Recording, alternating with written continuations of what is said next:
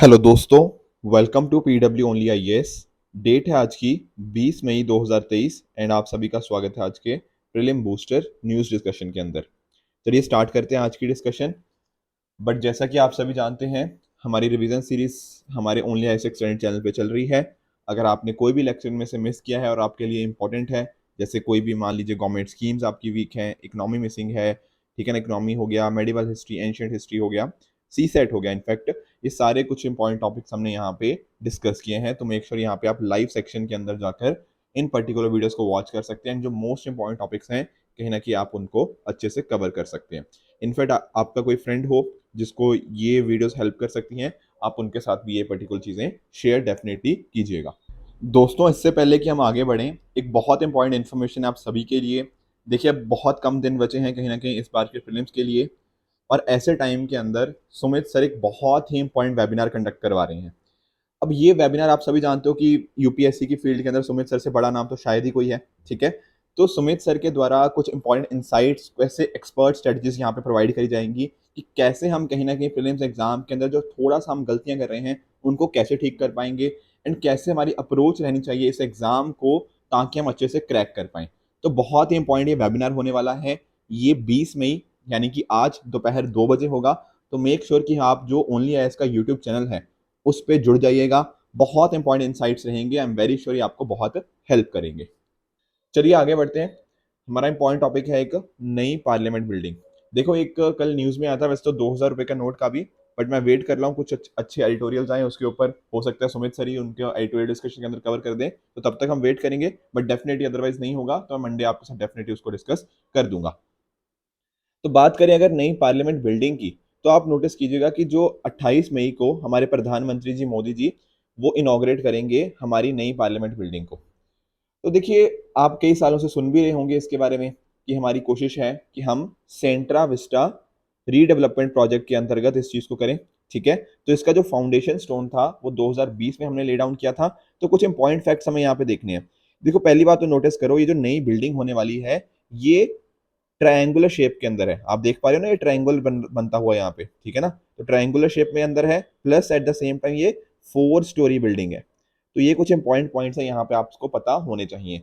साथ में आप नोटिस करो, यहाँ पर आपको एक इसकी रूफ के ऊपर एक नेशनल एम्बलम देखने को मिल जाएगा, ठीक है। आप जानते हो हमारा जो नेशनल एम्बलम है वो क्या है, वो जो अशोका की कैपिटल है, स्पेशली मैं बात करूं लॉयन कैपिटल एट सारनाथ, वहां से इंस्पायर्ड है, राइट। तो हमारा जो एम्बलम है उसको हमने 26 जनवरी 1950 को अडॉप्ट किया था, सेम डे जिस दिन हमारा कॉन्स्टिट्यूशन एनफोर्स में आया था, ठीक है ना। एक होता था हमारा अडॉप्ट करना, अडॉप्ट आप जानते हो जब प्रेम्बल के अंदर वर्ड यूज किया ना अडॉप्ट, तो वो अडॉप्शन की डेट कौन सी है, 26 नवंबर 1949। पर फोर्स में कब आया है, 26 जनवरी 1950। तो दोनों के बीच में आपको फर्क यहाँ पे ध्यान में देना है। और अगर हम बात करें इसके बारे में, तो इसको बनाया गया है, ये जो नई पार्लियामेंट बिल्डिंग को इसको बनाया गया है टाटा प्रोजेक्ट्स लिमिटेड के द्वारा, ठीक है। जो डिजाइन था वो था HCP design planning and management के द्वारा। इनको आपका नाम ध्यान में नहीं रखना क्योंकि ये प्राइवेट कंपनीज है, इसके बारे में हम नहीं चर्चा करेंगे। पर इंपॉर्टेंट चीज आप नोटिस करो कि आप जानते हो कि इसको यहाँ पे इस तरह से बनाया गया है कि अगर यहाँ पर बहुत बड़ा अर्थक्वेक भी आ जाता है तब भी उसको ये विथस्टैंड कर पाए। तो जो सीस्मिक जोन 5 होता है ना, जो मैक्सिमम स्टैंड होता है, उसके हिसाब से इसको बनाया गया है कि अगर कोई अर्थक्वेक भी आ जाएगा तो आराम से इसको स्टैंड कर लेगा।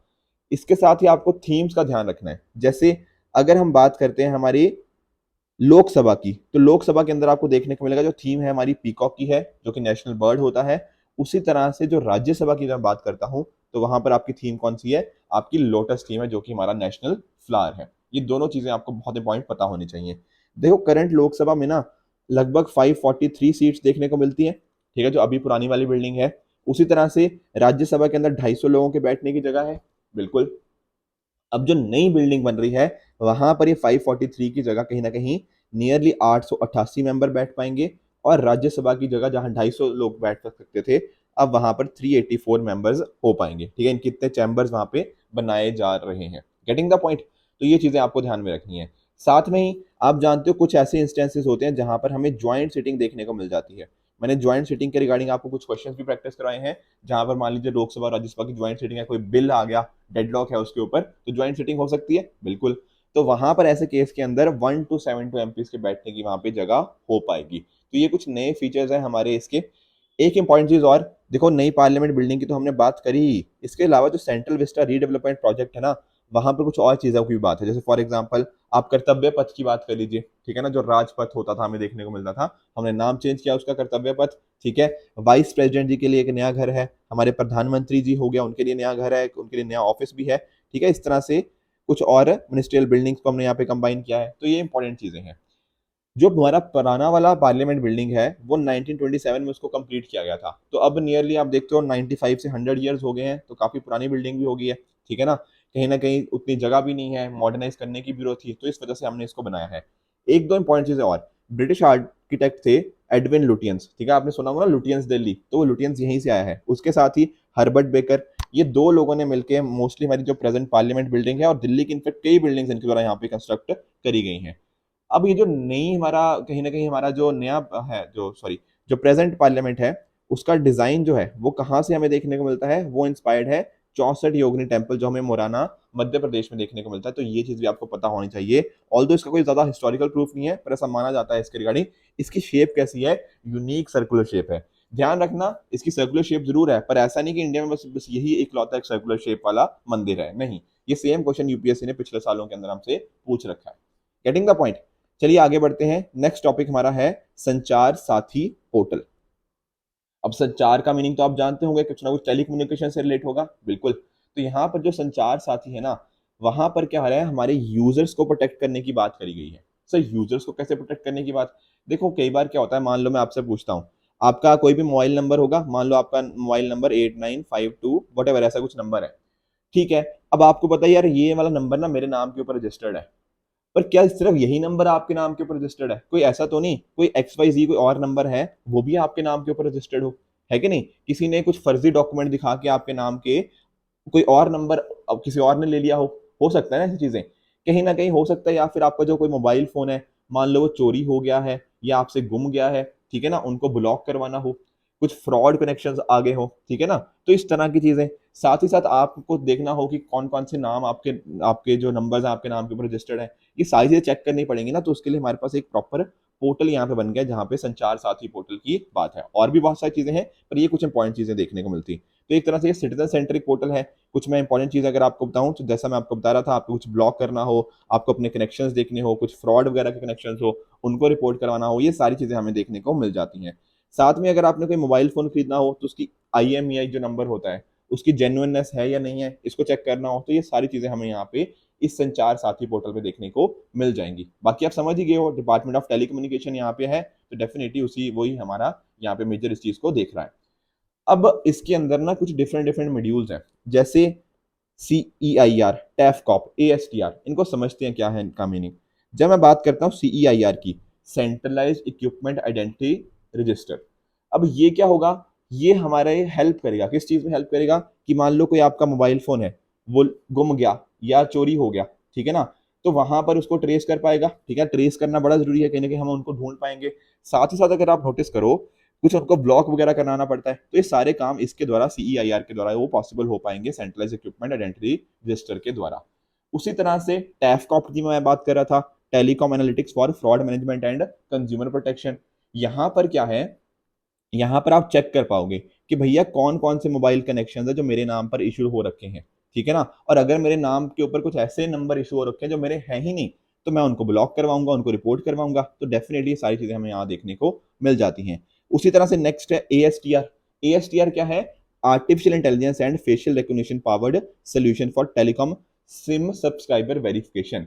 यहाँ पर क्या होगा ना, अगर मान लो किसी ने सिम इशू करवाया है यूजिंग फेक डॉक्यूमेंट्स, तो वहां पर हम उनको आर्टिफिशियल इंटेलिजेंस की मदद से, उनको फेशियल रिकॉग्निशन की मदद से, मतलब टेक्नोलॉजी की मदद से कहीं ना कहीं हम उनको वहां पे हेल्प करेंगे कि कौन से ऐसे हैं जहां पे गलत डॉक्यूमेंट्स के थ्रू सिम इशू किए गए हैं, फिर उनको हम उनके ऊपर एक्शन लिया जा सकता है। उसी तरह से नो योर मोबाइल, वो चेक करेगा आपकी कि आपका मोबाइल जेन्युइन है या नहीं है उसकी IMEI नंबर के थ्रू, ठीक है। तो ये सारे यहाँ पे डिफरेंट डिफरेंट फीचर्स देखने को मिल जाएंगे यूजिंग संचार साथी पोर्टल, ठीक है। तो ये अगर आपके पास कोई भी मोबाइल नंबर है तो डेफिनेटली आप यहाँ पे इसको ट्रैक कर सकते हो अपने, अगर स्मार्टफोन कोई खो चुका है उसको आप ब्लॉक करवा सकते हो, तो ये सारी सर्विसेज इंडिया के क्रॉस आपको अवेलेबल देखने को मिल जाएंगी। एक UPSC का PYQ है, regarding API, application programming interface, इसका मुझे एक बार आप नीचे कमेंट्स में बताइएगा कि सही आंसर इसका क्या होना चाहिए। फिर आने वाले सेशन के अंदर मतलब मंडे को मैं आपके साथ इसका डिस्कशन कर लूंगा। नेक्स्ट हमारा टॉपिक है दैट इज मेरी लाइफ ऐप। देखो अब तक तो आपने लाइफ के बारे में बहुत बार डिस्कशन कर लिया है, ठीक है, तो इजी टॉपिक है ये। लाइफ का मीनिंग क्या है? Life style for environment. जैसा कि मैंने आपको पिछले लेक्चर्स के अंदर बताया भी था कि जितनी जिम्मेदारी कहीं ना कहीं एनवायरमेंट को प्रोटेक्ट करने की हमारी सरकारों की है, उतनी ही जिम्मेदारी मेरी और आपकी भी है। इसी वजह से हमारे प्रधानमंत्री नरेंद्र मोदी जी ने क्या किया था? मिशन लाइफ की बात करी थी। कहाँ बात करी थी सर? इन्होंने बात करी थी COP26 के अंदर, ग्लासगो के अंदर ना, जो UNFCCC, United nation framework convention for climate change, इसकी COP26 हुई थी। वहां पर उन्होंने बात करी थी मिशन लाइफ यानी कि लाइफ स्टाइल फॉर एनवायरमेंट, कैसे एक आम आदमी भी एनवायरमेंट को काफी प्रोटेक्ट करने के लिए काफी इंपॉर्टेंट रोल प्ले कर सकता है। अब उसी तरह से मेरी लाइफ ऐप जो है वो ministry of environment, forest and climate change द्वारा लॉन्च करी गई है। क्यों लॉन्च करी गई है? ताकि हम कहीं ना कहीं देख पाए ना कि हमने जो मिशन लाइफ लेकर आए उसके डायरेक्शन में हमने कितना प्रोग्रेस किया, सिटीजन्स कुछ अपना प्रोग्रेस बता पाएंगे, ये सारी चीजें यहाँ पे देखने को मिल जाती हैं। तो हम सभी लोग पार्टिसिपेट करेंगे अलग अलग तरीके से। जैसे फॉर एग्जाम्पल आप एनर्जी को बचा सकते हो, ठीक है ना, बिजली बचाई जा सकती है अलग अलग तरह से, पानी बचाना हो गया, सिंगल यूज प्लास्टिक को कम करना हो गया, सस्टेनेबल फूड सिस्टम हो गया, अच्छी हेल्थी लाइफस्टाइल करना। ये सारे क्या तरीके हैं? कहीं ना कहीं हमारा लाइफस्टाइल चेंजेस आएंगे एनवायरनमेंट को प्रोटेक्ट करने के लिए। तो वही तो मेरा क्या बात हो रही है? लाइफ की बात हो रही है कि नहीं? तो ये सारी चीजें हमें देखने को मिल जाती हैं। तो मिनिस्ट्री ऑफ एनवायरमेंट फॉरेस्ट इसको देखेगी, ठीक है। यहाँ पर ना इन्होंने दरअसल में दो पोर्टल बनाए हुए हैं। तो दो पोर्टल कौन से? एक है मिशन लाइफ पोर्टल और दूसरा है मेरी लाइफ पोर्टल। तो मिशन लाइफ पोर्टल क्या है? वहां पर ना बहुत सारी वीडियोस हैं, तो आप उन वीडियोस को देखोगे, ठीक है, उनको डाउनलोड करोगे, उनको देखोगे, उनको स्टडी करोगे, फिर समझ पाओगे कि अच्छा मैं क्या कर सकता हूँ कहीं ना कहीं इन्वायरमेंट को अच्छे से कंट्रीब्यूट करने के लिए, ठीक है। और दूसरा जो पार्ट है मेरी लाइफ पोर्टल का, वहां पर आप कहीं ना कहीं अपना, मान लो आपने किसी जगह पे कुछ इवेंट करवाया, ठीक है ना, किसी चीज के लिए, मान लो सिंगल यूज प्लास्टिक को बैन करवाने के लिए आपने कुछ एक्टिविटी करी, तो उसके कुछ आप अपनी अपनी क्या करोगे, कुछ उसके वीडियोस अपलोड करोगे, तो यहाँ से हम प्रोग्रेस देखते रहेंगे, डिफरेंट डिफरेंट रिपोर्ट्स आती रहेंगी, कुछ इस तरह से प्रोग्रेस को चेक किया जा पाएगा। Getting the point? तो डेफिनेटली मिशन लाइफ का हमने डिस्कशन किया था COP26 के टाइम पर इंडिया के अंदर हमारे प्रधानमंत्री जी ने उसको लॉन्च कहाँ पे किया था? केवाड़िया, केवाड़िया गुजरात के अंदर 2022 के अंदर ये चीज हमें देखने को मिल जाती है कि कैसे कुछ छोटे छोटे स्टेप्स के थ्रू हम यहाँ पर एनवायरनमेंट को प्रोटेक्ट कर पाएंगे। तो ये हो गया मेरी लाइफ ऐप के रिगार्डिंग। अगले टॉपिक की तरफ आगे बढ़ते हैं, that is Kishtwar high altitude national park. पहली बात तो देखो, आप जानते होंगे कि जो किश्तवाड़ की हम बात करते हैं ये किस पर्टिकुलर स्टेट से, या फिर अब जो जम्मू एंड कश्मीर है, जो यूटी है अभी करंटली, उसके रिगार्डिंग यहाँ पे बात करी जा रही है। वहां पे किश्तवाड़ डिस्ट्रिक्ट है, ठीक है। तो अभी हमारी रिसर्च टीम जो है Jammu and Kashmir wild life protection की, उन्होंने देखा है यहाँ पे स्नो लेपर्ड्स हमें यहाँ पे देखने को मिले हैं। अच्छा सर, ये काफी अच्छी चीज है, ठीक है ना। तो स्नो लेपर्ड का भी जिक्र करेंगे और थोड़ा किश्तवाड़ के बारे में भी जानेंगे। तो देखो, इसको नेशनल पार्क बनाया गया था 1981 के अंदर। कुछ इंपॉर्टेंट चीजें जैसे फॉर एग्जाम्पल यहाँ पर आपको रिने रिवर देखने को मिल जाएगी नॉर्थ के अंदर, किबर नाला कैचमेंट देखने को मिल जाएगा साउथ के अंदर, ईस्ट साइड आपको ग्रेट हिमालय है, एंड साथ साथ वेस्ट में मारवा रिवर हमें यहाँ पे देखने को मिल जाएंगी। तो ये कुछ इंपॉर्टेंट लोकेशन है, उन सभी का यहाँ पे डिस्क्रिप्शन भी है, मारवा रिवर कहाँ से है, फिर कहीं ना कहीं वो जाके आगे चिनाब रिवर को जाके ज्वाइन करती है। This is some important thing. साथ में अगर आप नोटिस करो, ठीक है ना, यहाँ पर आपको जो रॉक्स होंगी वो आपको ग्रेनाइट, नीस, शिस्ट, इन सभी की आपको देखने को मिल जाएंगी। साथ में फ्लोरा की अगर हम बात करें तो कॉनिफरस फॉरेस्ट हो गया, हिमालयन यू हो गया, देवदार, ब्लू पाइन, ये अलग अलग तरह के फ्लोरा। एंड साथ ही साथ फौना के अंदर स्लो लेपर्ड हो गया, हिमालयन स्नोकॉक हो गया, हिमालयन तहर, ब्राउन बियर, ये डिफरेंट डिफरेंट फौना भी आपको देखने को मिल जाएंगे। तो एक तो लोकेशन हमें पता होनी चाहिए थी, किस तरह के मतलब ये रिवर्स वगैरह का, आपको डेफिनेटली आप इनका ध्यान रखिएगा। थोड़ा सा हमें स्नो लेपर्ड के बारे में पढ़ लेना चाहिए। देखो, स्नो लेपर्ड का नाम ही पहली बात तो आप जानते होंगे कि हाँ स्नो की बात हो रही है, तो थोड़ा हाई एल्टीट्यूड पे मिलते होंगे, बिल्कुल। तो ये आपको जनरली मिलते हैं कहाँ पे? 3000 से 4500 मीटर की हाइट के ऊपर। तो पहली बात तो ये हो गया। अब सर इंडिया में कहाँ कहाँ मिलते हैं? देखो ये भी बहुत ईजी है गैस करना। अब सोचो, जम्मू एंड कश्मीर तो हमने पढ़ लिया, उस तरह से हिमाचल प्रदेश हो गया, हमारा उत्तराखंड, सिक्किम, अरुणाचल प्रदेश, ये थोड़े हमारे आप बात करो वेस्टर्न हिमालय की बात कर लीजिए आप, ईस्टर्न हिमालयन वाले रीजन में हमें देखने को मिल जाते हैं, ठीक है, और इस हाइट के ऊपर मिलते हैं। साथ में टोटल 12 कंट्रीज है जहां पर हमें देखने को मिलेंगे, जैसे Afghanistan, Bhutan, China, India, Kazakhstan, Kyrgyzstan, Mongolia, Nepal, Pakistan, Russia, Tajikistan and Uzbekistan. तो इनका भी आप ध्यान में रखिएगा। साथ में ये हंट करते हैं नाइट के टाइम के ऊपर, और इनके बहुत डिफरेंट डिफरेंट नाम हैं, जैसे इनको आउंस भी बोलते हैं, large long haired Asian cat, grey ghost, ये सारे इनके अलग अलग नाम है स्नो लेपर्ड के। इनका IUCN स्टेटस हमें देखने को मिलता है, दैट इज वल्नरेबल। तो ये बात तो आप डेफिनेटली आप भूलिएगा नहीं। साथ में शेड्यूल 1 हो गया वाइल्ड लाइफ प्रोटेक्शन एक्ट का, और साइट्स के अपेंडिक्स 1 में देखने को मिल जाएंगे।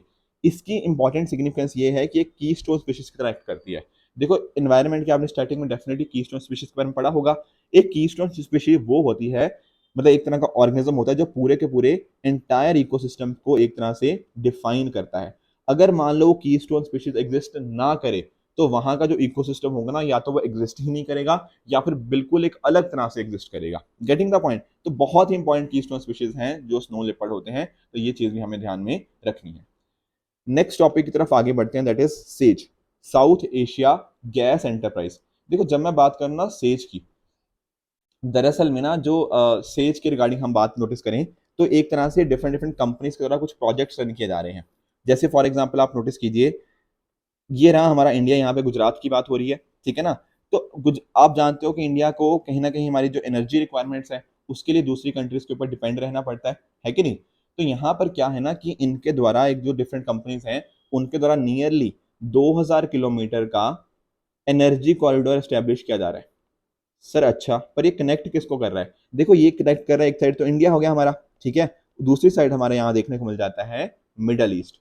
तो मिडल ईस्ट और इंडिया को यहाँ पे ये 2000 किलोमीटर का नियरली एनर्जी कॉरिडोर स्टैब्लिश करने की बात है, जहां से क्या होगा, कहीं ना कहीं जो हम इतना इंपोर्ट करवाते हैं उनको आसानी से इंपोर्ट करवा पाएंगे और अच्छे खासे हम पैसे यहाँ पे सेव कर पाएंगे। तो ये क्या है, एक तरह की अंडर सी, ठीक है ना, अंडर वाटर कह लो, अंडर सी कह लो, ट्रांस नेशनल गैस पाइपलाइन हमें देखने को मिल जाएगी। उसके रिगार्डिंग ये पर्टिकुलर प्रोजेक्ट हमारे यहाँ पे रन किया जा रहा है, ठीक है ना। तो सेज क्या है, सेज एक तरह की कंपनीज का ग्रुप है, ठीक है ना, जो ये काम कर रही है। सेज के प्रोजेक्ट का नाम नहीं है, सेज ये काम करवा रही है। Getting the point. तो इसको प्रमोट किया जा रहा है by New Delhi based Siddhomal group हो गया, साथ साथ यूके की एक कंपनी के साथ यहाँ पे ज्वाइंट वेंचर भी हमें देखने को मिल जाता है। ये उसी की फर्दर एक्सप्लेनेशन है। जैसे फॉर एग्जांपल इसको Middle East to India deep water pipeline के नाम से भी जाना जाता है, ताकि इसके थ्रू क्या हो पाए, नेचुरल गैस हम यहाँ पर लेकर आ पाए, मिडल ईस्ट के और गल्फ के रीजन्स को इंडिया के साथ यहाँ पे कनेक्ट कर पाए। तो ये सबसे छोटा रूट इस तरह से बनाने की कोशिश करी गई है। ओमान भी यहाँ पर इंक्लूडेड है। ये इसी तरह से हमारा कोशिश क्या है कि नेचुरल गैस को हम यहाँ पे लेकर आ पाए डीप सी पाइपलाइन इंफ्रास्ट्रक्चर के थ्रू, ताकि जो भी हमारी फ्यूचर ग्रोथ एंड प्रॉस्पेरिटी के लिए चीजें रिक्वायर्ड है उनको हम अच्छे से अचीव कर पाए, ठीक है ना। तो जो बेस केस है वो ओमान में स्टार्ट होता है, ठीक है, आप यहाँ पे देख पाओगे, ये रहा हमारा ओमान, ठीक है ना। तो ओमान से यहाँ से स्टार्ट होता हुआ देखने को मिलेगा, एंड कहाँ पे करता है, गुजरात पाइपलाइन रिसीविंग टर्मिनल के ऊपर। तो इस तरह से ये चीज वर्क करती है। बाकी फर्दर भी और डिस्क्रिप्शन है कि इस तरह से इसको बात करी गई है कि इतना हमें टारगेट अचीव करना है, बट इतना हमें डिटेल में नहीं जाना, इतना टारगेट से ये नहीं इंपॉर्टेंट, क्योंकि कहीं ना कहीं ना अभी बात हो रही है इसकी, ठीक है। जब बन जाएगा तब बहुत डिटेलिंग जब आएगी तब हम इसको देखेंगे, पर एक तरह से तो अभी बहुत ही स्टार्टिंग फेजेस के अंदर है, तो डेफिनेटली हमें उस डायरेक्शन के हिसाब से हमें अपनी तैयारी करनी पड़ेगी। क्लियर हुआ पॉइंट? तो ये कुछ चीजें थी जो हमें सेज के बारे में जाननी थी, जो हमने समझी भी।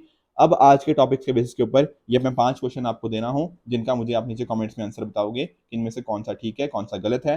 साथ ही एप्लीकेशन प्रोग्रामिंग इंटरफेस एपीआई के रिगार्डिंग मैंने आपको जो प्रीवियस ईयर क्वेश्चन दिया है उनका भी आप मुझे नीचे कमेंट्स में आंसर बताओगे। कल जो कुछ क्वेश्चन दिए थे उनका मैं क्विकली आपको एक बार आंसर बता देता हूँ। पहला था Govind Swarup life time achievement award, क्या ये एस्ट्रोलॉजी की फील्ड में है? देखो कुछ लोगों ने इसका आंसर ट्रू कर दिया, बट नहीं, बात हम कर रहे थे किसकी, एस्ट्रोनॉमी की बात कर रहे थे। आप लोगों ने शायद ढंग से पढ़ा नहीं। यहाँ बात हो रही है एस्ट्रोलॉजी, एस्ट्रोलॉजी तो ज्योतिष विद्या के साथ लिंक हो गया, ठीक है, पर ये तो एस्ट्रोनॉमी के साथ लिंक था ना, तो यहाँ पर पहली स्टेटमेंट आपकी हो जाएगी फॉल्स।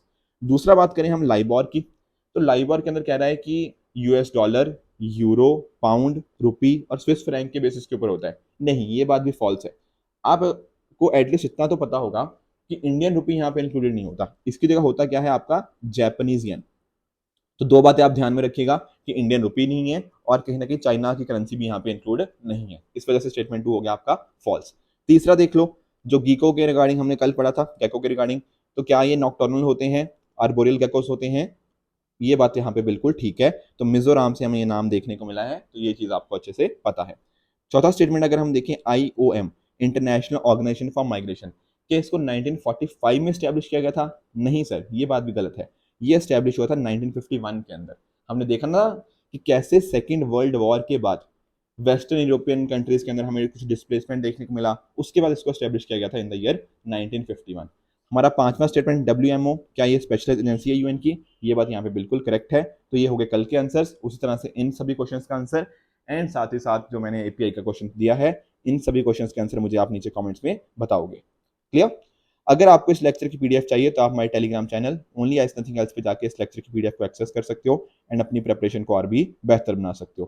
ठीक है फ्रेंड्स, तो आई होप आज का सेशन आपको बहुत अच्छे से समझ आया होगा। इसी तरह से आप भी अपने एंड पे हार्ड वर्क करते रहिए। This it for this video, keep working hard, good bye and good luck.